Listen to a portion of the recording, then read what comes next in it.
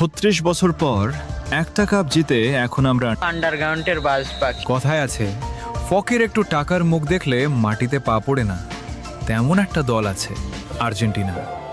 2022 বিশ্বকাপ জেতার পর এমন ভাব ধরছে মনে হয় ফুটবলের জন্মটাই বুঝি 2022 সাল থেকে হয়েছে। এখন তারা অন্য কোনো দলকে দলই মনে করে না। তাদের ভাব এমন, বাকি সবাই মাঠে শুধু হাজিরা দিতে আসে। ব্রাজিলের 5টা বিশ্বকাপের কথা বললে বলে ওগুলো তো অনেক আগের। আরে ভাই, পুরনো বলে ইতিহাস কি ডিলিট হয়ে যায় নাকি? তারপর আবার বলে সব বাপদাদার অর্জন। আচ্ছা ভাই, ইতিহাসের কথা তুললে পুরনো কথাই তো আসবে।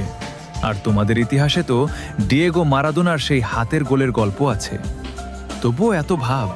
আর আমাদের বাপদাদাদের ছিল জমিদারি, 5টা কাপ রেখে গেছে উত্তরাধিকার হিসেবে।